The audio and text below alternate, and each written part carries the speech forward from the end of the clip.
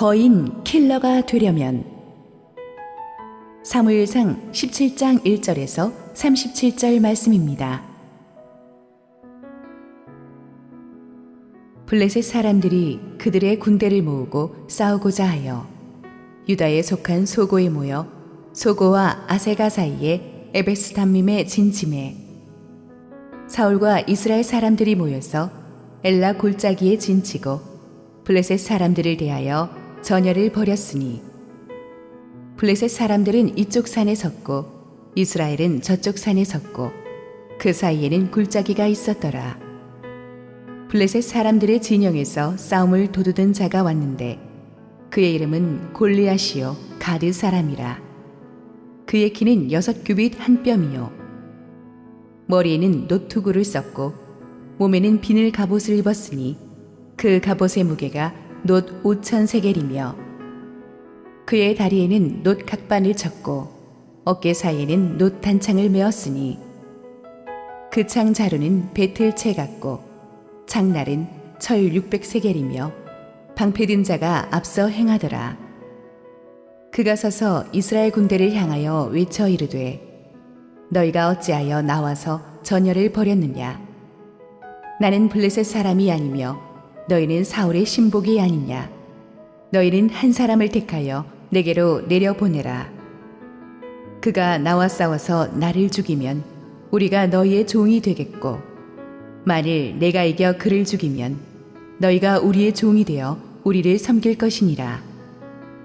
그 블레셋 사람이 또 이르되 내가 오늘 이스라엘의 군대를 모욕하였으니 사람을 보내어 나와 더불어 싸우게 하라 한지라. 사울과 온 이스라엘이 블레셋 사람의 이 말을 듣고 놀라 크게 두려워하니라. 다윗은 유다 베들레헴 에브라 사람 이세라 하는 사람의 아들이었는데 이세는 사울 당시 사람 중에 나이가 많아 늙은 사람으로서 8 아들이 있는 중 그 장성한 세 아들은 사울을 따라 싸움에 나갔으니 싸움에 나간 세 아들의 이름은 장자 엘리압이요 그 다음은 아비나답이요 셋째는 삼마며 다윗은 막내라. 장성한 세 사람은 사울을 따랐고 다윗은 사울에게로 왕래하며 베들레헴에서 그의 아버지의 양을 칠 때에 그 블레셋 사람이 40일을 조석으로 나와서 몸을 나타내었더라. 이새가 그의 아들 다윗에게 이르되 지금 내 형들을 위하여 이 볶은 곡식 한 에바와 이 떡 10덩이를 가지고 진영으로 속히 가서 내 형들에게 주고 이 치즈 10덩이를 가져다가 그들의 천부장에게 주고 내 형들의 안부를 살피고 증표를 가져오라. 그때의 사울과 그들과 이스라엘 모든 사람들은 엘라 골짜기에서 블레셋 사람들과 싸우는 중이더라. 다윗이 아침에 일찍이 일어나서 양을 양 지키는 자에게 맡기고 이새가 명령한 대로 가지고 가서 진영에 이른즉 마침 군대가 전장에 나와서 싸우려고 고함치며 이스라엘과 블레셋 사람들이 전열을 벌이고 양군이 서로 대치하였더라. 다윗이 자기의 짐을 짐 지키는 자의 손에 맡기고 군대로 달려가서 형들에게 문안하고 그들과 함께 말할 때에 마침 블레셋 사람의 싸움 도두는 가드 사람 골리앗이라 하는 자가 그 전열에서 나와서 전과 같은 말을 하매 다윗이 들으니라. 이스라엘 모든 사람이 그 사람을 보고 심히 두려워하여 그 앞에서 도망하며 이스라엘 사람들이 이르되 너희가 이 올라온 사람을 보았느냐. 참으로 이스라엘을 모욕하러 왔도다. 그를 죽이는 사람은 왕이 많은 재물로 부하게 하고 그의 딸을 그에게 주고 그 아버지의 집을 이스라엘 중에서 세금을 면제하게 하시리라. 다윗이 곁에 서 있는 사람들에게 말하여 이르되 이 블레셋 사람을 죽여 이스라엘의 치욕을 제거하는 사람에게는 어떠한 대우를 하겠느냐. 이 할례 받지 않은 블레셋 사람이 누구이기에 살아계시는 하나님의 군대를 모욕하겠느냐. 백성이 전과 같이 말하여 이르되 그를 죽이는 사람에게는 이러이러하게 하시리라 하니라. 큰형 엘리압이 다윗이 사람들에게 하는 말을 들은지라. 그가 다윗에게 노를 바라여 이르되 내가 어찌하여 이리로 내려왔느냐? 들에 있는 양들을 누구에게 맡겼느냐? 나는 내 교만과 내 마음의 완악함을 아노니 내가 전쟁을 구경하러 왔도다. 다윗이 이르되 내가 무엇을 하였나이까? 어찌 이유가 없으리이까 하고 돌아서서 다른 사람을 향하여 전과 같이 말하매 백성이 전과 같이 대답하니라. 어떤 사람이 다윗이 한 말을 듣고 그것을 사울에게 전하였으므로 사울이 다윗을 부른지라. 다윗이 사울에게 말하되 그로 말미암아 사람이 낙담하지 말 것이라. 주의 종이 가서 저 블레셋 사람과 싸우리이다 하니 사울이 다윗에게 이르되 내가 가서 저 블레셋 사람과 싸울 수 없으리니 너는 소년이요 그는 어려서부터 용사임이니라. 다윗이 사울에게 말하되 주의 종이 아버지의 양을 지킬 때에 사자나 곰이 와서 양떼에서 새끼를 물어가면 내가 따라가서 그것을 치고 그 입에서 새끼를 건져내었고 그것이 일어나 나를 해하고자 하면 내가 그 수염을 잡고 그것을 쳐 죽였나이다. 주의 종이 사자와 곰도 쳤은즉 살아계시는 하나님의 군대를 모욕한 이 할례 받지 않은 블레셋 사람이리이까. 그가 그 짐승의 하나와 같이 되리이다. 또 다윗이 이르되 여호와께서 나를 사자의 발톱과 곰의 발톱에서 건져내셨은즉 나를 이 블레셋 사람의 손에서도 건져내시리이다.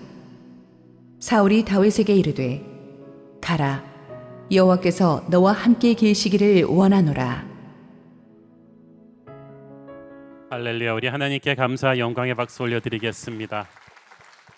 축복된 주일 예배 오신 여러분 모두에게 또 온라인 생방송으로 함께 동참하고 계신 국내의 모든 성도님들에게 하나님의 은혜가 충만하기를 원합니다. 정부의 사회적 거리두기 조치가 1단계로 완화돼서 이렇게 우리 본당 좌석수의 한 30%씩을 매 예배마다 채우고 또 예배를 오픈할 수 있게 되어서 얼마나 반가운지 모르겠습니다. 올해 정말 예배드리기 굴곡이 많았습니다. 한동안 텅 빈 본당에서 카메라만 보면서 설교하던 그 쓸쓸하던 마음을 여러분은 아실지 모르겠어요. 근데 우리 성도들 이렇게 다시 본당에서 뵙게 되니까 너무나 좋고 너무 감사하고 그렇습니다. 아무쪼록 하나님께서 30%가 아닌 100% 우리 모든 성도들이 본당을 가득 메우고 예배할 수 있는 날을 속히 주시기를 기도합니다. 우리 함께 기도하시고 말씀 보겠습니다. 사랑하는 아버지, 은혜를 감사합니다. 오늘도 하나님의 은혜가 충만한 주일입니다. 주께서 세상에 위축되고 눌린 우리의 심령이 말씀 듣고 살아나는 역사가 있게 하옵소서. 부족한 종을 감추시고 오직 우리 주님 홀로 영광 받으시옵소서. 예수님 이름으로 기도했습니다. 아멘. 지난주에 우리는 하나님께서 다윗을 사울 왕궁으로 들여보내셔서 사울을 섬기게 하시는 스토리를 살펴보았습니다. 왕궁으로 간 다윗은 사울의 무기를 드는 자가 되었고 또 수금을 타서 사울의 그 영혼을 편안하게 해주는 사역을 했어요. 다윗은 어렸지만 이스라엘의 다음 왕으로 기름 부으심을 받은 사람이었음에도 불구하고 때가 될 때까지 이렇게 겸손하게 낮은 자의 일을 하죠. 우리는 하나님께서 사람을 높이 세우시기 전에 그를 먼저 낮은 자의 자리에서 섬기게 하는 훈련을 거치게 하시는 것을 볼 수가 있습니다.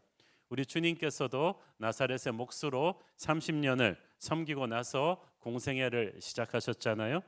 어떤 일을 하는가 이상으로 중요한 것은 어떤 마음으로 하는가입니다. 지난주에 우리는 다윗이 비록 미천한 일을 했지만 종의 일을 왕의 마음으로 하는 사람이었다는 것을 배웠습니다. 왕의 마음으로 기쁘게 감사하게 하니까 하나님이 다윗을 귀한 그릇으로 사용하실 수가 있었죠. 자, 그런데 하나님께서 그 이름 없던 목동 다윗을 순식간에 단 하루 만에 역사의 중심에 세우시게 되는 순간이 생각보다 빨리 찾아왔습니다. 위기가 기회라고 하더니 큰 국가적인 위기 상황이 계기가 되었습니다. 골리앗이라고 하는 무시무시한 장군이 이끄는 블레셋의 대군이 이스라엘의 국경 지역으로 파도처럼 몰려왔습니다. 그리고 이 골리앗과 골리앗이 이끄는 블레셋의 대군의 특성은 오늘날 교회를 공격하는 어둠의 세상 권세, 마귀의 권세와 흡사한 점이 너무나 많습니다. 첫째로 적은 우리가 약할 때 공격합니다. 1절에 보니까 블레셋의 대군이 몰려와서 이스라엘의 유다 남방 지역 소고로 몰려와서 이스라엘 군과 대치합니다. 블레셋은 우리가 알다시피 이스라엘과 오랫동안 국경을 맞대고 있으면서 가장 많이 이스라엘을 괴롭혔던 가장 무서운 무기와 군사력으로 무장한 그런 국가였어요. 그러나 그들은 40여 년 전에 1차로 사무엘이 이끄는 유대 군대에게 크게 대패해서 물러갔던 경험이 있습니다. 또 20여 년 전에 사울과 요나단이 이끄는 군대에 의해서 다시 한번 참패를 당하고 물러갔던 기억이 있습니다. 두 번의 큰 패전으로 인해서 기가 꺾인 블레셋은 한동안 이스라엘 근처에 얼씬도 못하다가 다시 일어난 거예요. 왜 블레셋이 다시 오게 되었는가? 이스라엘이 그 빌미를 주었습니다. 이스라엘 안에서 톱 리더십에 위기가 왔죠. 하나님의 영이 사울을 떠났어요. 사울이 하나님을 불순종했기 때문이죠. 그래서 사무엘과 사울이 결별을 했고 사울은 악신에 시달리면서 국정을 제대로 운영할 수가 없었어요. 이렇게 사울의 리더십이 예전 같지 않다니 첩보가 블레셋으로 들어가면서 블레셋은 그동안 절치부심 복수의 기회를 엿보고 있다가 때를 놓치지 않고 쳐들어온 거예요. 우리의 원수인 사탄이 우리를 언제 공격합니까? 치사하게도 우리가 가장 약할 때, 우리의 믿음이 허점을 보일 때 때를 놓치지 않고 공격해 올 것입니다. 베드로전서 5장 8절을 보십시오. 근신하라 깨어라 너희 대적 마귀가 우는 사자같이 두루다니며 삼킬 자를 찾나니. 여러분 여기서 삼킬 자가 누구겠어요? 저는 쉽게 표현해서 만만한 자를 찾나니. 누구를 삼킬 만하다고 보겠습니까? 누구를 만만하다고 보겠습니까? 사울처럼 영적으로 허물어진 사람이죠. 하나님과의 관계가 무너져 있는 사람이죠. 예배의 자리를 떠난 사람이죠. 성령의 보호막이 지키지 않는 사람을 딱 이 마귀의 군대는 알아차리고 공격해 옵니다. 그리고 블레셋에 대처하는 오늘 본문에 나오는 이스라엘의 너무나 무기력한 모습을 보면 블레셋의 공격 타이밍이 정확했었다는 것을 알 수가 있습니다. 적은 무섭고 강했습니다. 용장 밑에 약조롭다고 대개 그 군대의 대장을 보면 그 군대가 얼마나 강군인가를 우리가 알 수가 있죠. 4절에 보니까 블레셋 침략군의 선봉장으로 선 사람이 골리앗입니다. 그는 가드 사람이었다고 했습니다. 가드가 어디냐 하면 가나안 초기 원주민이었던 거인족 아낙 자손들의 후손들이 살고 있는 곳입니다. 여러분 아낙 자손 기억나십니까? 수백 년 전 여호수아의 정탐꾼들이 약속의 땅으로 들어왔을 때 눈에 띈 게 바로 아낙 자손이었어요. 하필이면 거대한 전사들이었죠. 아낙 자손 보고 너무나 놀라가지고 돌아가서 본영에 가서 뭐라고 보고합니까? 그 땅의 거인들은 너무나 사이즈가 커서 우리는 거기에 비교하면 메뚜기 떼와도 같으니 싸워봤자 게임도 안 된다고 말했습니다. 그 말을 듣고 아낙 자손 보지도 못한 이스라엘 200만 사람들이 겁에 질려 통곡을 하면서 우리는 다 죽었다. 모세를 쫓아내고 우리 다시 한번 애굽으로 돌아가자 이러면서 난리를 쳤어요. 하나님은 그들의 불신앙에 진노하셨고 결국 약속의 땅에 들어가는 게 40년 유보되었죠. 그런데 이 골리앗이 그 아낙 자손의 후예라는 거예요. 세대를 초월해서 악한 마귀들은 끊임없이 하나님의 백성을 공격합니다. 아낙 자손의 후예 골리앗이 이스라엘을 공격했듯이 그때 아낙 자손 앞에서 이스라엘 사람들이 벌벌 떨었기 때문에 이제 그 후손들도 다시 한번 아낙의 후예 골리앗 앞에서 벌벌 떨게 되는 거예요. 우리가 믿음의 싸움을 승리하지 못하면 우리의 후손들에게 그 부담이 그대로 갈 것입니다. 골리앗은 키가 6규빗 한 뼘이라고 했는데 이를 현대치수로 환산하면 신장이 한 2m 80cm 정도 되는 거인입니다. 키만 큰 게 아니라 온몸이 이 싸움으로 단련된 근육질의 천하장사였던 것 같습니다. 블레셋이 과거의 그 패배의 기억을 넘어서서 다시 한번 이스라엘을 침공할 수 있었던 것은 이 골리앗을 믿었기 때문이죠. 게다가 그의 갑옷과 무기는 보기만 해도 무시무시했습니다. 노수로 만든 큰 투구로 머리 전신을 가렸고 노수로 만든 이 비닐 갑옷을 입었는데 이 갑옷의 무게만 5,000세겔, 즉 60kg입니다. 여기 몸무게가 60kg인 분들도 있죠. 얼마나 갑옷이 무거웠겠습니까? 게다가 다리 부분까지 다 감싸는 놋 각반을 떴기 때문에 애지간한 창과 화살로는 골리앗을 쓰러뜨릴 수가 없었어요. 한마디로 인간적인 힘으로 쓰러뜨리기 불가능한 세상의 권세를 상징합니다. 공격 무기도 대단했어요. 어깨 사이에는 놋단창을 메었는데 여기에 비상용 무기로 쓰는 표창 같은 창을 꽂고 다녔습니다. 거기다가 진짜 주무기인 창은 옷을 짜는 배틀체 모양 같았는데 나무로 만든 이 자루를 제외하고 창날 부분만 무려 7kg. 여러분 7kg면 볼링 좋아하는 분들은 아실 거예요. 애지간한 볼링 공보다 훨씬 무겁습니다. 이거를 풍차처럼 휘두르면서 던지는 사람이니까 그 힘이 가히 헤라클레스급일 것이었습니다. 그런데다가 골리앗이 방패든 자를 또 자기 앞에 세웠다고 했어요. 고대 군대에서 이중으로 자기를 보호하던 전략인데 태산 같은 방패를 앞에 둬서 자기를 엑스트라로 커버하는 전략입니다. 한마디로 인간적으로 골리앗을 공격해서 뚫기는 어렵습니다. 이 무시무시한 갑옷과 무기는 오늘 막강한 돈과 권력과 세상적인 힘으로 무장하고 교회를 압박하는 마귀의 권세의 힘을 상징합니다. 사탄은 골리앗처럼 강합니다. 무섭습니다. 빈틈이 없습니다. 우리는 하나님의 전신갑주와 성령의 검이 아니고는 결코 인간의 힘으로는 골리앗을 꺾을 수가 없었어요. 그렇다고 또 골리앗이 가만히 있는 존재가 아니에요. 호전적입니다. 우리를 패배시키고자 합니다. 원래 타고난 큰 덩치에 머리끝부터 발끝까지 중무장한 골리앗은 그 모습 하나만으로도 이스라엘 백성 군사들에게 공포심을 심었는데 또 고함 소리는 병력 같아요. 그러니까 막 엄청나게 지르는 그 고함 소리가 이스라엘 백성들의 간담을 서늘하게 했습니다. 8절 읽습니다. 그가 서서 이스라엘 군대를 향하여 외쳐 이르되 너희가 어찌하여 나와서 전열을 벌였느냐? 나는 블레셋 사람이 아니며 너희는 사울의 신복이 아니냐? 너희는 한 사람을 택하여 내게로 내려보내라. 고대 근동 전쟁에서는 양 진영에서 대표로 나온 장소들끼리 나와서 맞짱을 떠서 더 큰 피를 흘리지 않고 양군의 승패를 결정하는 관습이 있었습니다. 지금 골리앗이 그거 하자는 거예요. 9절 읽습니다. 그가 나와 싸워서 나를 죽이면 우리가 너희의 종이 되겠고 만일 내가 이겨 그를 죽이면 너희가 우리의 종이 되어 우리를 섬길 것이니라. 골리앗은 자기가 이기면 온 이스라엘이 블레셋의 종이 될 거라고 했습니다. 골리앗은 자기가 진다는 생각은 눈꼽만치도 안 하고 있어요. 너무나 오만하고 너무나 공격적입니다. 세상 마귀의 권세는 자기 힘에 도취되어 있어요. 그래서 하나님의 백성들 앞에 나와서도 하나님을 모욕하면서 싸움을 걸죠. 세상의 힘들이 그렇습니다. 조금만 힘을 가졌다고 너무나 오만하고 자기보다 약한 사람들을 사정없이 짓밟으려고 해요.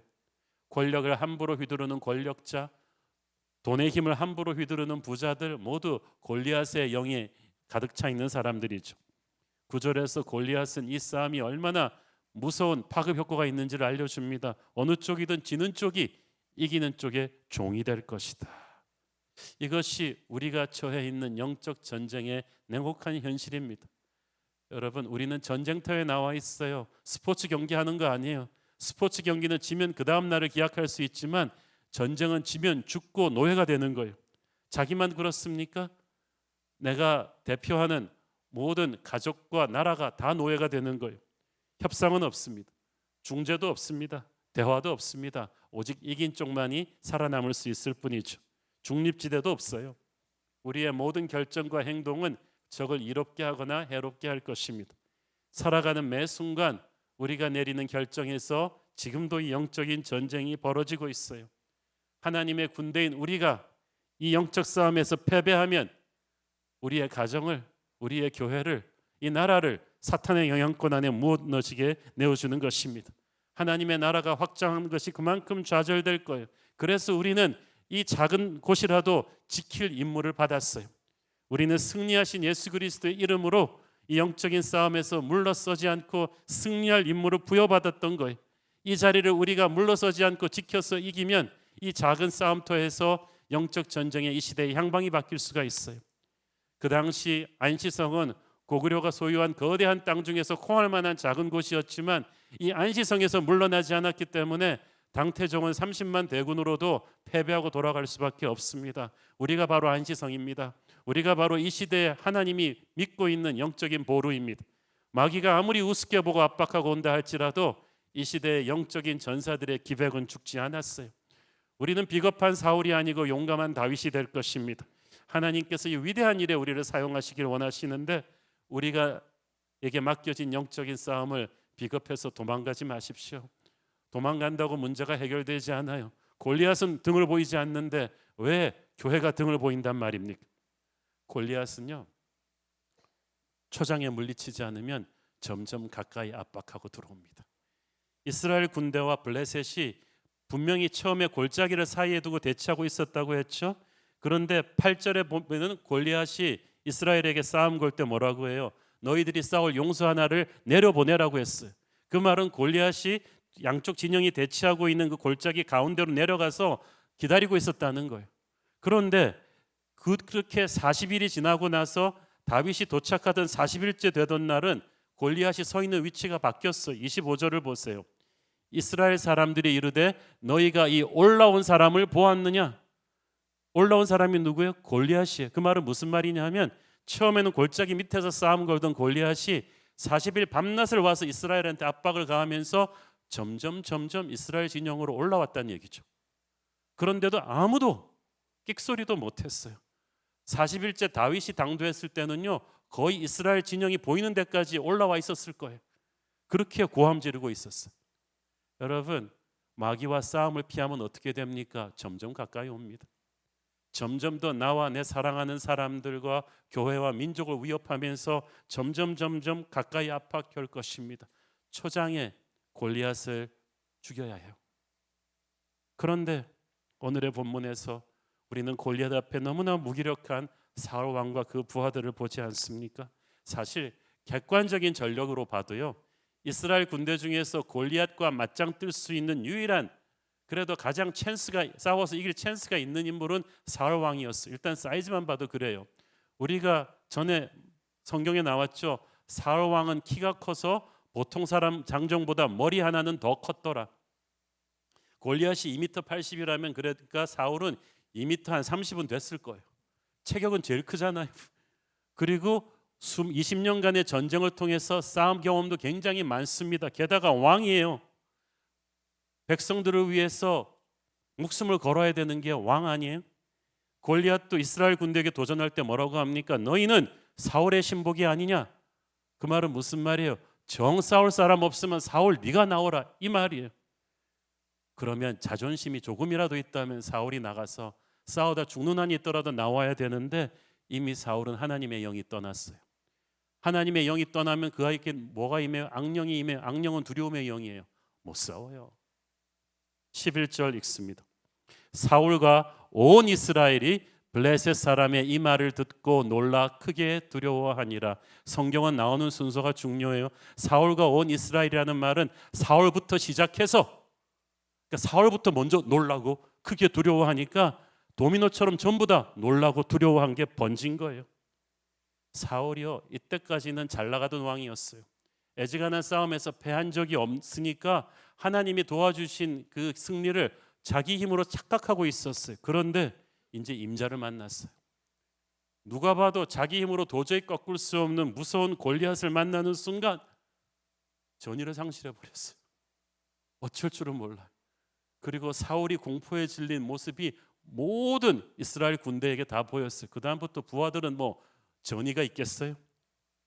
싸워보기도 전에 공포에 사로잡혀 싸울 의욕도 잃었습니다. 여러분, 오늘의 본문은 전부 골리앗과 창 끝 한번 대보기 전에 일어난 상황이에요. 사울이 이 모양이니까 이스라엘 백성 군사들이 뭐 두말해서 무엇하겠습니까? 인간의 힘만으로 싸우려는 사람은 자기보다 더 강한 상대 앞에서 이렇게 비굴해집니다. 인간의 힘으로 어찌할 수 없는 원수 사단의 세력이 골리앗이라고 할 때 인간적인 힘으로 골리앗과 맞서면 이렇게 비참해집니다. 자, 그렇다고 왕체면에 물러날 수는 없으니까 군대를 이끌고 블레셋과 마주해서 지는 쳤지만 골리앗이 나와서 천둥같이 창을 휘두르며 구함칠 때마다 깜짝깜짝 놀라죠. 16절을 보니까 이런 치욕스러운 상황이 40일 밤낮을 계속되었다는 거예요. 여러분, 좋은 사람도 40일 보면 질리는데 40일 밤낮을 이 골리앗의 공포 밑에서 살았습니다.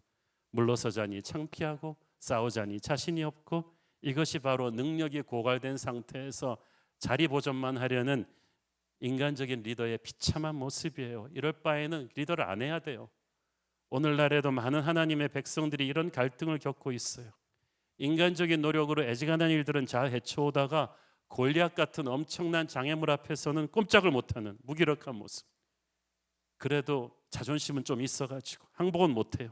그렇다고 하나님 앞에 간절히 무릎 꿇고 매달리는 겸손한 영성도 없어요. 결국 남은 초이스는 어정쩡하게 자리 보존하면서 날마다 골리앗의 고함 들으면서 덜덜 떨면서 자기 자리만 지키는 비겁한 모습. 사울의 무기력함은 이미 예견된 일이었습니다. 사울같이 비겁한 리더를 믿고 전쟁터에 나와 있는 백성들이 불쌍하죠. 사울은 지금 그 인간적 리더십의 한계를 보여주고 있어요. 어려운 일은 우리의 노력으로 해낼 수 있어요. 그러나 불가능한 일은 노력해서 되는 게 아니에요. 이런 위기는 우리의 실체를 드러냅니다. 큰 소리 뻥뻥 치던 병사도 전쟁터에 나가면 덜덜 떠는 사람 많잖아요. 승패는 이미 마음에서부터 결정되는 거예요.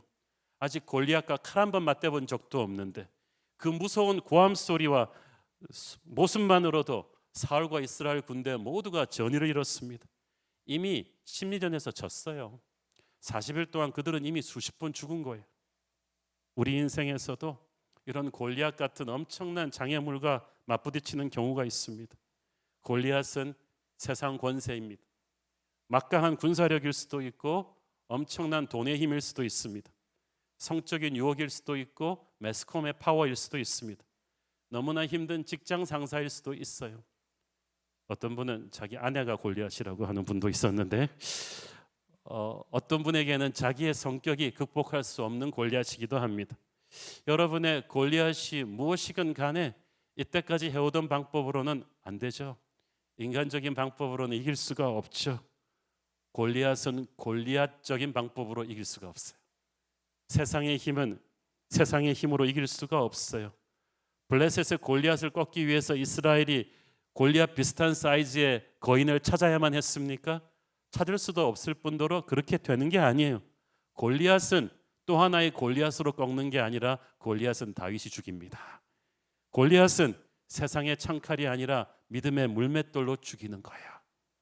1순위로 골리앗과 싸워야 했던 사울이 이렇게 비굴하게 벤치에 웅크리고 있는 동안에 하나님이 타석에 세우기 위해 준비하는 전혀 뜻밖의 사람 다윗이 부상합니다. 저는 이 설교 제목을 거인 킬러라고 하면서 다윗을 거인 킬러라고 정했습니다. 왜냐하면 모든 사람들이 두려워하는 거인 골리앗을 다윗만 죽일 생각을 했기 때문이에요. 그리고 실제로 죽였기 때문이에요. 여러분, 죽일 생각을 해야 실제로 죽이죠. 이길 생각을 해야 실제로 이기죠. 그런데 이 골리앗과 싸우기 전에 이미 거인 킬러 다윗한테는 다른 사람과 다른 뭐가 있었어요. 첫째는 그는 평범한 사명을 성실하게 감당하는 사람이었습니다. 사실 정석대로라면 다윗에게는 골리앗과 마주할 찬스조차 주어지지 않았을 거예요. 아버지 이새에게는 8아들이 있었는데 전쟁에 징집되려면 20살 이상이 돼야 되니까 첫째, 둘째, 셋째만 참전 중이었어요. 나머지 아들들은 다윗 포함해서 집에서 아버지를 도와서 일하고 있었어요. 그러니까 다윗이 골리앗과 싸우려면 그래도 전쟁터에는 나가 있어야 될 거 아니에요. 그러니까 이 정상적인 루틴대로라면 그럴 찬스도 없었는데 하나님이 그 계기를 만들어 주셨습니다. 카메라가 갑자기 11절에 막 골리앗과 팽팽하게 마주쓰면서 사울과 이스라엘 군대가 두려워하고 있는 장면을 아주 긴박하게 하면서 그 다음 카메라는 이 골리앗을 무너뜨릴 전략 기회로 가야 되는데 갑자기 아름다운 평화로운 음악과 함께 베들레헴으로 쫙 카메라가 와요. 왜냐하면 하나님은 인간이 생각하는 전혀 다른 방법으로 골리앗과 맞설 준비를 하고 계셨던 거예요. 다윗이 나옵니다. 아버지 이새가 전장터에 나가 있는 형들에게 식량을 갖다 주라는 심부름을 시킵니다. 이걸 좀 여러분한테 상황 설명을 드려야 되는데, 당시 이스라엘의 군대 조직은 평상시에도 편성되어 있는 정규군 조직이 아닙니다. 전쟁이 발발할 때마다 비로소 12지파 전체에서 20살 이상의 남자들을 징집해서 군대를 조직했습니다. 정규군이 아니니까 비축된 군량미가 없겠죠. 그래서 항상 중요한 문제 중에 하나가 식량 조달이었어요. 그래서 이스라엘의 전쟁은 전투가 벌어질 때마다 이 각자 자기 식량을 가지고 와서 치르는 단기전이었어요. 이번에도 그런 줄 알았어요. 아무도 40일 동안이나 이 소강 상태가 지속될 줄 몰랐죠. 그러니까 전쟁이 이렇게 예상보다 오래 지속되면 식량이 떨어지겠죠. 그럼 집에 남아 있는 가족들이 이 전장터에 있는 병사들에게 알아서 식량을 이렇게 보내는 경우가 많았습니다. 그래서 아버지 이새가 이 베들레헴에서 이 전장터 이 소고까지는 얼마 되지 않아요. 한 몇 시간 빠르게 달려가면 갈 수 있는 거리이기 때문에 형들 식량 날라다 주라고 다윗을 보낸 거예요. 그러니까 다윗은 싸우러 전쟁터에 간 것도 아니고 호기심에 전쟁터 구경하러 간 것도 아니에요. 아버지 이새의 심부름으로 순종해서 간 것입니다. 여러분, 다윗이 겸손하다는 거 말씀드렸죠. 다윗이 만약에 아버지한테 이렇게 항의했다면 어떻게 됐을까요? 아버지, 듣고 보니까 좀 기분 나쁘네요. 아버지, 저 누군지 모르세요? 아버지 아들 보통 사람 아니에요. 지난번에 사무엘 선지자님이 저한테만 기름 부었잖아요. 다음 왕으로. 아버지, 그럼 저를 좀 귀하게 대하셔야 되는 거 아니에요? 제가 지금 형들 식량 심부름이나 할 그런 계제가 아니잖아요 라고 할 수도 있었지만, 우리의 겸손한 다윗은 아버지의 말씀을 듣고 Yes sir, 그리고 순종하고 바로 가죠. 어느 정도로 바로 가냐면 20절에 보니까 다윗이 아침 일찍 일어나서 아버지가 명령한 대로 음식과 물을 가지고 또 전장터로 달려갔다고 했어요. 일찍 일어나서 달려갔다. 그 말은 무슨 말이야? 다윗이 기쁘고 감사한 마음으로 열정을 가지고 했다는 거예요. 아니, 자기가 주인공으로 싸우는 것도 아닌데 형들 도시락 날라다 주는 심부름이나 하는 것을 다윗이 아침 일찍 열정을 가지고 했어요. 그리고 그 작고 온전한 순종을 통해서 하나님께서 다윗을 이스라엘 전체의 영웅으로 부상시켜주는 터닝 포인트가 될 줄 누가 알았겠습니까? 여러분, 여기서 참 하나님의 역사는 놀라운 거예요. 하나님이 우리 인생을 바꿀 축복의 그날은 사고처럼 터져요. 여러분, 큰 위기인데 아니면 단조로운 하루인데 변장된 축복이 터지는 하루가 되는 거예요. 그날 아침 다윗이 커피 마시고 일어나서 심부름하며 나서면서 이런 마음으로 나섰을까요? 오케이, 오늘이 그날이야. 오늘이 골리앗 잡는 날이네. 카메라 몰려들 텐데 내 머리는 좀 괜찮나? 오늘 좀 어깨를 좀 풀어야겠어. 이제부터 내가 스타 되는 날이네. 이런 계시를 받거나 이런 생각을 하고 한 게 아니잖아요. 다윗에게는 그냥 하루의 평범한 날이었는데 다윗은 매일의 평범한 날을 비범하게 보는 사람이에요. 아까 말씀드렸잖아요. 왕의 심장으로 종의 일을 날마다 하는 것이 몸에 밴 사람이라고. 만약에 다윗이 나는 나중에 큰 일을 할 사람이야, 이런 하찮은 일은 내게 어울리지 않아, 이런 자세로 대충대충 했더라면 오늘의 다윗은 없죠. 여러분, 어느 구름에 축복의 비가 들었는지 몰라요. 그렇기 때문에 하나님이 주시는 모든 평범한 사명을 왕의 심장을 가지고 최선을 다해서 하십시오. 어쩌면 내일이 바로 여러분이 골리앗 잡는 날인지 모르겠어요.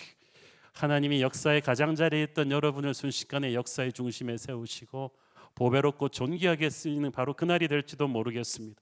성경에 나오는 믿음의 영웅들 보세요. 하나님이 오늘이 D-Day다 그리고 예고하고 그냥 펑 터뜨리신 적 거의 없죠. 베드로, 야고보 그냥 날마다 똑같은 그 고기 잡는 날 열심히 고기 잡고 있는데 예수님이 그날 찾아오셨어요. 그리고 그들의 인생이 바뀌었어요.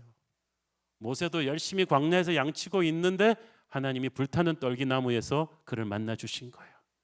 그와 민족의 운명이 바뀌었죠. 여러분, 그러니까 운명이 바뀌는 그날이 오늘일 수도 있고 내일일 수도 있어요. 아무리 지루해 보이고 보잘것없는 일도 적당히 하지 마세요. 하나님과 동행하는 사람에게는 어느 순간에 기적의 문이 열릴지 몰라요. 다윗에게 지금 그런 일이 일어난 거예요. 둘째로 다윗은 하나님의 도우심으로 이 겹겹이 둘러싼 열악한 조건을 극복해냈습니다.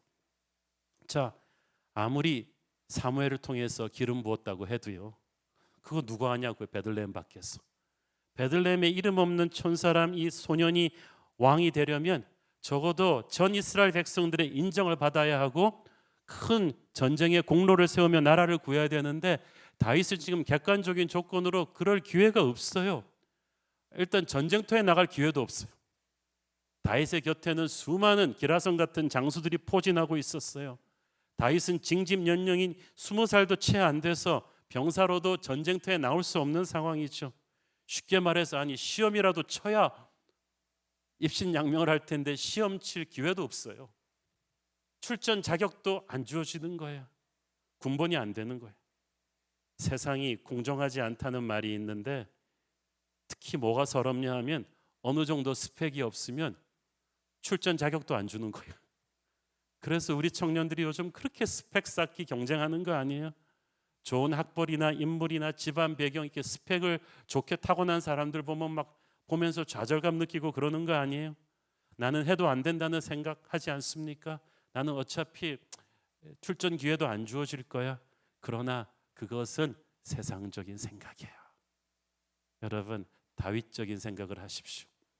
하나님의 일을 할 때 우리가 자질이나 세상적인 스펙이 부족해서 출전 자격이 이 세상은 안 줄 거라고 생각할 수도 있겠습니다만은 하나님은 우리의 부족한 스펙을 하나님의 은혜로 기가 막힌 방법으로 엎으셔서 우리를 쓰실 거예요.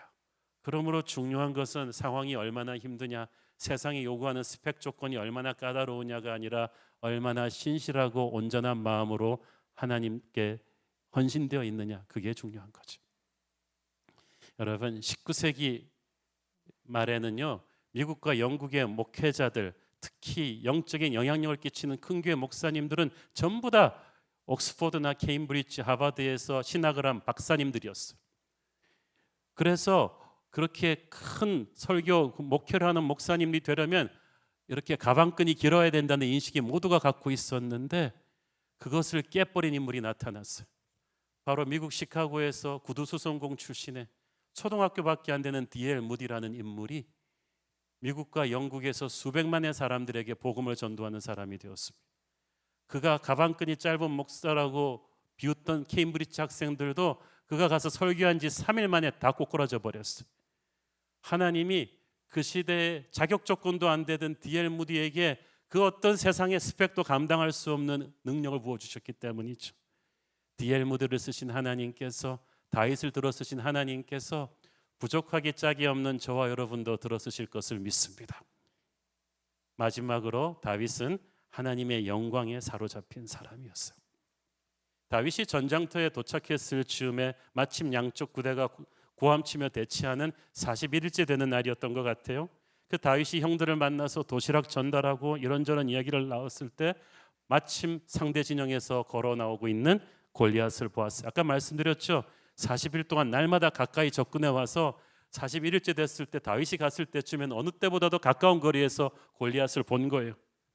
그리고 쩌렁쩌렁 걸리는 큰 목소리로 이스라엘 병사들을 위협합니다. 41일째 그 얘기를 듣고 산 이스라엘 병사들은 꽉 눌려 있는데 다윗은 그날 골리앗을 처음 봤어요.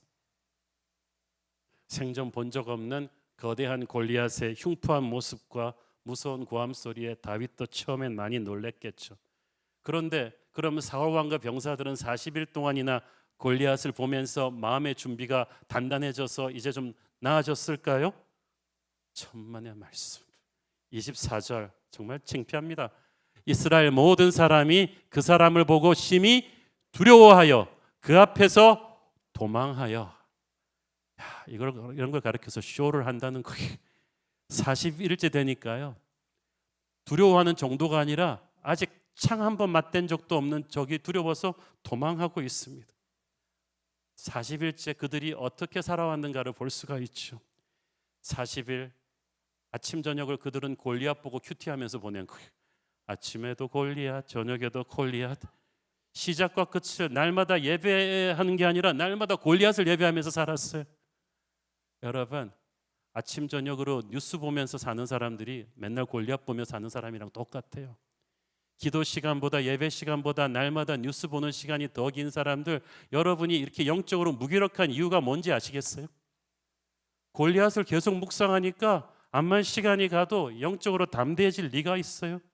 아직 골리앗이 얼마나 센지 가서 싸워본 사람 한 명도 없어요. 그런데 순전히 마귀가 심어놓은 심리전에 매달려. 우리는 골리앗보다 약한데, 우리는 메뚜기인데, 싸움은 죽은 목숨인데 심리적인 패배감에 점점 눌렸어요. 마귀의 작전이 기가 막히지 않습니까? 여러분, 실제로 붙어보면 마귀 그렇게 세지 않아요. 그런데 허장성세를 얼마나 잘하는지 우리 안에 두려움과 근심의 공격을 아무나 많이 심었어요.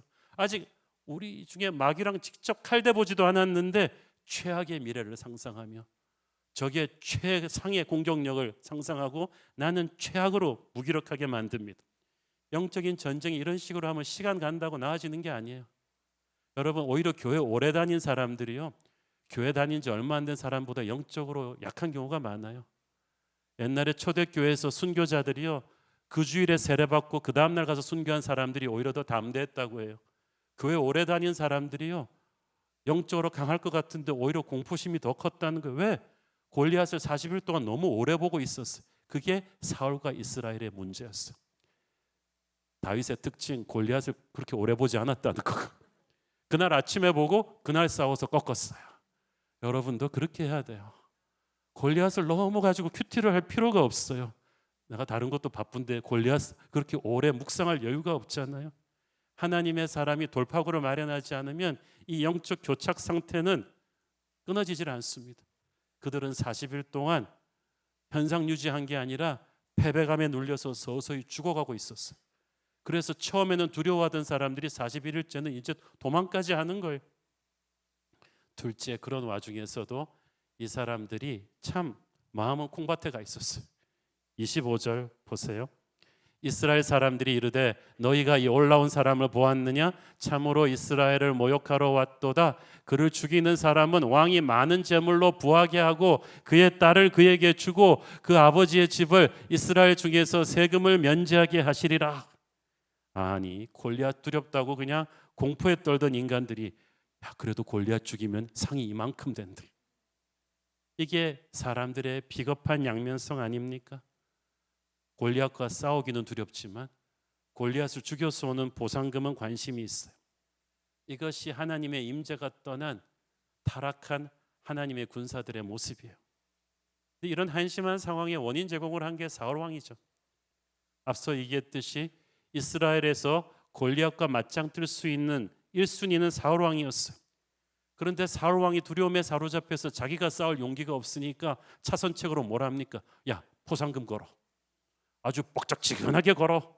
그래가지고 공주와 결혼도 시켜주고 엄청 세금 평생 면제 뭐 이렇게 하면서 다 걸었지만 이런 엄청난 포상금에도 불구하고 아무도 자기 목숨 바쳐서 골리앗과 싸우겠다는 사람은 없어요. 인간적인 동기부여는 이게 끝이에요. 무엇을 하는가 보다 무엇을 위해 하는가가 너무나 중요한데 세상 사람들은 세상적인 보상을 위해서 싸우죠. 그러니까 이런 군대는 암만 많아도 모래알입니다. 골리앗이 가까이 오면 공포에 질려서 아무것도 못합니다. 그러나 다윗은 하나님의 사람은 완전히 다른 마인드로 이 문제를 접근하죠. 그래서 40일 동안 그 아무도 깨지 못했던 이 교착 상태를 순식간에 깨버립니다. 다윗이 물맷돌을 던지기 전에 여기서부터 다윗의 승리가 시작되죠. 26절 읽습니다. 다윗이 곁에 서 있는 사람들에게 말하여 이르되 이 블레셋 사람을 죽여 이스라엘의 치욕을 제거하는 사람에게는 어떠한 대우를 하겠느냐? 이 할례받지 않은 블레셋 사람이 누구이기에 살아계시는 하나님의 군대를 모욕하겠느냐? 할례받지 않은이라는 말은 하나님의 백성이 아닌 저자가 감히 어찌 하나님을 모욕하느냐? 다윗한테는 그게 들렸어요. 여러분, 같은 걸 보고 들어도요, 어떤 마음으로 보고 듣는가에 따라서 완전히 다릅니다. 40일 동안 골리앗을 보면서 이스라엘 사람들은 하나님의 영이 없으니까 뭘 생각합니까? 야, 저 칼 좀 봐봐. 저 갑옷 좀 봐라. 저 주먹 봐라. 저 키 봐라. 40일 동안 골리앗을 샅샅이 분석을 하는데 분석하면 할수록 절망해. 아무도 다윗처럼 골리앗을 죽일 생각을 하지 못했어요. 아무도 이 골리앗이 하나님을 모독하고 있으니 분노해야 된다는 생각을 하지를 못했어요. 공포심이 너무나 커서. 그런데 다윗만 오늘 처음 골리앗을 보고 그 말을 들었는데도 딱 듣자마자 그 생각을 한 거예요. 저 인간이 하나님을 모독하고 있잖아. 다윗한테는 그게 들렸어요. 성령이 그 안에 있었기 때문이에요. 그래서 하나님이 다윗을 이뻐하지 않을 수 있겠어요? 골리앗은 다른 사람들에게는 공포의 존재였지만 다윗에게는 성령 모독자예요. 그러므로 죽여야 돼요. 처음으로 골리앗을 죽인다는 것을 말로나마 누가 해본 거예요. 그래서 다윗이에요. 다윗이 골리앗의 사이즈에 겁먹지 않고 하나님을 모독했다는 사실에 분노한 것은 그가 그만큼 하나님을 사랑했기 때문이에요. 여러분이 무엇에 대해서 분노하는가는 여러분이 무엇을 사랑하는가를 보여주는 거예요. 돈을 사랑하는 사람은요, 누가 자기 새로 산 차 기스만 내도 막 불같이 분노합니다. 하나님의 영광을 훼손하면 그럴 수도 있지 뭐, 그러던 사람이 자기가 뭘 사랑하는가에 따라서 뭐에 분노하는가가 나오는 거예요. 다윗은 아무도 생각하지 않은 살아계신 하나님의 영광에 대해서 그렇게 분노한 거예요. 물질적인 포상만 생각하는 사울의 부하들, 자기 목숨 건질 생각만 하는 사울의 군대와는 차원이 다른 하나님의 영광에 대한 열정이 다윗에겐 있었다는 거예요. 여러분, 우리가 하나님을 위해서 일하면 하나님이 상을 주실 수도 있죠. 그러나 그게 우리의 목적은 아니죠. 우리의 목적은 하나님의 영광입니다. 그 영광을 위해 살기로 헌신해야 두려움이 사라지는 거예요. 덩치 큰 이스라엘 병사들, 싸움 잘하는 이스라엘 병사들 모두 골리앗의 모습에 겁에 질렸는데 소년 다윗이 겁에 질리지 않았던 것은 골리앗에 대한 두려움보다 하나님을 사랑하는 열정이 더 컸기 때문이에요. 여러분, 믿음이 있어야 두려움을 넘어설 수 있어요. 하나님을 사랑해야 골리앗에 눌리지 않는 거예요. 그러므로 골리앗을 이기는 길은 골리앗을 너무 묵상하지 않는 거예요. 세상을 이기는 길은 세상을 너무 바라보지 않는 거예요. 하나님을 바라보면서 나갈 때 우리는 세상을 이길 수가 있어요. 모든 것이 부족하지만 하나님의 영광을 향한 열정이 있는 다윗의 마음에서 이미 전쟁은 끝났어요. 이미 다윗은 그 입술의 고백과 그 마음의 열정으로 골리앗을 죽였어요. 이제 그걸 확인하러 나갈 일만 남았어요. 여러분, 우리는 영적으로 너무나 암울한 시대에 살고 있어요. 이스라엘 군대를 깜빡깜빡 두려움에 기죽이고 있는 골리앗과 블레셋 군대처럼 세상의 권세가 하나님의 교회를 압박하고 하나님의 영광을 모독하는데도 끽소리도 못하고 있는 이 시대에 하나님께서 저와 여러분을 주의 영광을 위해서 싸울 다윗으로 부르셨습니다. 어찌 그 부르심에 도피할 것입니까? 이 부르심이 영광스럽지 않습니까? 저와 여러분이 그 부르심에 담대하게 일어난다면 우리는 이 불가능한 전쟁의 향방을 바꾸어 버릴 것입니다. 우리가 있는데 어찌 한국교회가 죽었다고 하겠습니까? 다윗이 있는데 어찌 이스라엘이 절망이라고 하겠습니까? 저와 여러분, 하나님이 그런 이 시대를 밝히는 강한 용사로 쓰시기를 축원합니다. 기도하겠습니다. 주님 은혜를 감사합니다. 어두움으로 가득한 이 세상, 골리앗의 블레셋에게 압도당하는 이스라엘 군대와도 같이 교회가 무기력해 보이는 이 세상에 한 사람 소망 같은 다윗으로 우리를 사용하여 주시옵소서. 우리의 손에 믿음의 물맷돌을 주어 주시옵소서. 하나님께서 승리를 주실 줄 믿습니다. 예수님 이름으로 기도했습니다. 아멘.